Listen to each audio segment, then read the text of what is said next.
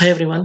आज की वीडियो में मैं आपको सेल रेफरेंसेस की डिटेल बताऊंगा। 3 तरह के सेल रेफरेंसेस यूज़ होते हैं, relative, absolute and mixed. Relative referencing means कि आपकी वैल्यू कांस्टेंट नहीं रहती। आप जब किसी सेल में फार्मूला यूज़ करते हैं, जब आप उसे ड्रैग करते हैं तो अपने रेफरेंसेस को भी चेंज करता है। एब्सोल्यूट में वो वैल्यू कांस्टेंट हो जाती है।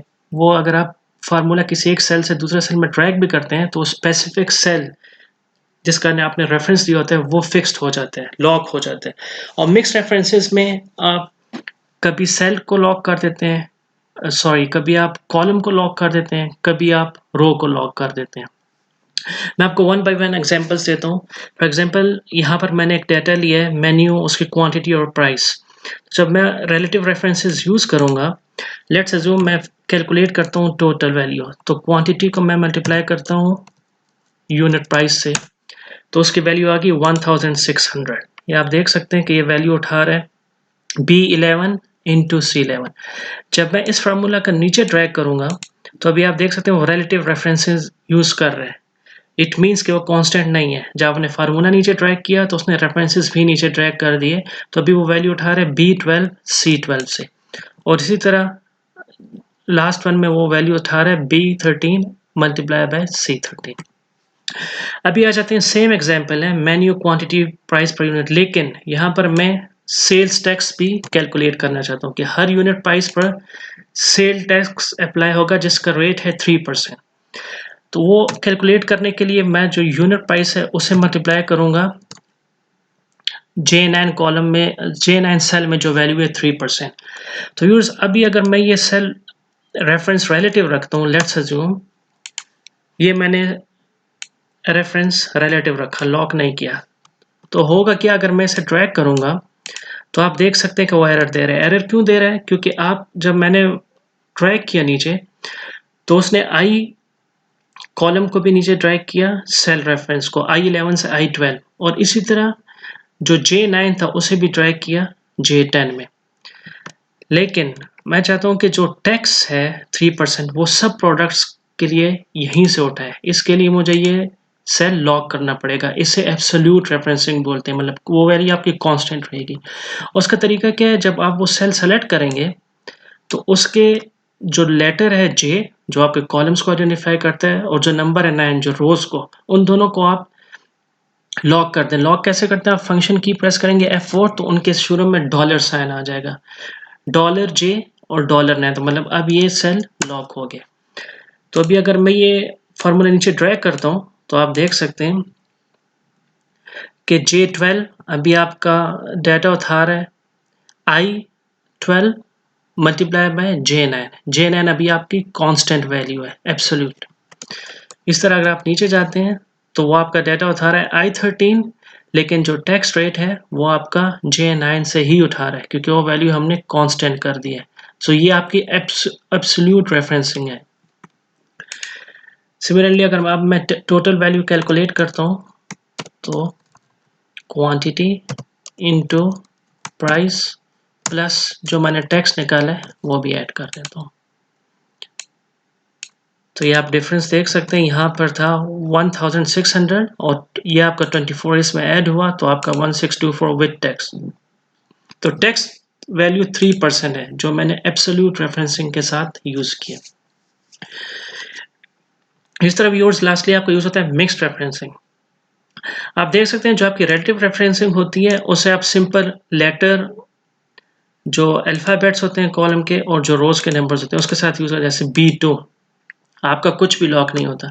आपको अगर बोथ वैल्यूज कांस्टेंट रखनी है तो आपको जो कॉलम का लेटर है B और जो रो का नंबर है 2, उन दोनों के शुरू में डॉलर साइन डालना पड़ेगा। जैसे $B $2 आपका वैल्यूज कांस्टेंट होगी जैसे हमने यहाँ पर यूज किया इन फार्मूलाज में। इस तरह अगर आपको सिर्फ किसी फार्मूले कॉलम को कांस्टेंट रखना है तो आप सिर्फ जो कॉलम लेटर होता है B C D उसके शुरू में डॉलर लगाएंगे और row number without dollar use करेंगे। और रो के लिए आप ऑपोजिट करेंगे, आप जो कॉलम लेटर है उसे विदाउट डॉलर यूज करेंगे जैसे B C D E F, और जो रो नंबर है 2 3 4 5 6 उसे आप डॉलर के साथ यूज करेंगे। मिक्स्ड रेफरेंसिंग में लेट्स अज्यूम यहाँ पर एक एग्जांपल लेते हैं जहाँ पर आपकी दो प्रोडक्ट्स हैं, कॉटन और सिल्क, उनकी प्राइस है 250 एंड 200। अभी हम उसकी हर मंथ की प्राइस निकालेंगे, लेकिन हर मंथ के लिए उस पर डिफरेंट डिस्काउंट्स हैं। जनवरी के लिए 10%, फरवरी के 15 और मार्च के लिए 25%।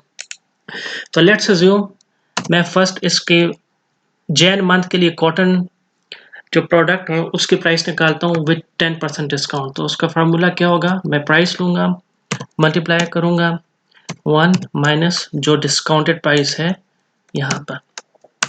ये अब आपकी वैल्यू आ गई कॉटन प्राइस के लिए for in the month of Jain 10% discount के साथ 225। लेकिन यहाँ पर चूंकि मैंने सब रिलेटिव रेफरेंसिंग यूज़ की है, तो अगर मैं इसे मूव करूँगा, ड्रैग करूँगा, तो ये सब वैल्यूज़ मूव होंगी। अब आप देख सकते हैं उसने फरवरी में तो डिस्काउंट चेंज कर दिए फरवरी मंथ के लिए, क्योंकि मैंने हॉरिजेंटली मूव किए तो हॉरिजेंटली वैल्यूज़ मूव किए। लेकिन जो आपका कॉटन प्रोडक्ट है उसकी प्राइस भी उसने एक सेल फॉरवर्ड मूव करती है। तो इसके लिए मुझे मिक्स्ड रेफरेंसिंग यूज़ करनी पड़ेगी। मिक्स्ड रेफरेंसिंग मीन्स जो कॉटन प्रोडक्ट है उसके लिए जो इसका कॉलम है, कॉलम n, वो मुझे लॉक करना पड़ेगा, फिक्स करना पड़ेगा। तो इसके लिए अगर मैं दोबारा फंक्शन F4 प्रेस करता हूँ तो दोनों लॉक हो जाते हैं। दोबारा प्रेस करता हूँ तो सिर्फ कॉलम लॉक हो जाता है, रो लॉक हो जाती है, और नेक्स्ट टाइम वो सिर्फ कॉलम। तो मैंने सिर्फ कॉलम लॉक किया। अभी आप देखेंगे अगर मैं इसे मूव करूँगा फेब में तो अभी ये करेक्ट वैल्यू देगा। करेक्ट वैल्यू कैसे, अभी जब मैंने ड्रैग किया इसे P से Q में तो डिस्काउंट तो आपका ड्रैग हो गया, उसने करेक्ट वैल्यू उठाई, लेकिन जो आपका कॉटन की प्राइस जिस सेल में है वो लॉक रही, मतलब वो मूव नहीं हुई। यहाँ पर मिक्स्ड रेफरेंसिंग यूज हुई। इस तरह अगर मैं इस फार्मूले को नीचे ड्रैग करता हूँ तब होगा क्या, अब उसने प्रोडक्ट तो चेंज कर दिया कॉटन से सिल्क, लेकिन आपका डिस्काउंटेड सेल भी मूव हो गया। इसके लिए अब मुझे दोबारा मिक्स्ड रेफरेंसिंग यूज करनी पड़ेगी। इट मीन्स जहाँ से आपका ये डिस्काउंट उठा रहा है P17 से, वहाँ पर मुझे जो आपकी रोज हैं उसे लॉक करनी पड़ेंगी, मतलब 17 मुझे लॉक करना पड़ेगा। उसके मैं दोबारा अगर F4 प्रेस करता हूँ 2 दफ़ा तो वो लॉक हो जाएगा। अभी आप देख सकते हैं अगर अब मैं इस फॉर्मूले को सब सेल्स पे अप्लाई करता हूँ तो करेक्टली वैल्यूज उठाएगा। फेब कॉटन में कॉटन की प्राइस उठा रहे हैं और फेब का डिस्काउंट। इस तरह अगर आप मार्च सिल्क उठाएं तो सिल्क की प्राइस उठा रहे हैं और मार्च का डिस्काउंट 25%। तो यहाँ पर हमने मिक्स्ड रेफरेंसिंग यूज़ की। तो व्यूअर्स ये थी हमारी different kinds of cell referencing, जो आपको बहुत से फार्मूलाज में बहुत सी जगह पर कहीं पर रिलेटिव रेफरेंसिंग यूज़ करनी पड़ेगी, कहीं पर एब्सोल्यूट और कहीं पर मिक्स्ड। इंशाल्लाह मिलते हैं नेक्स्ट वीडियो के साथ।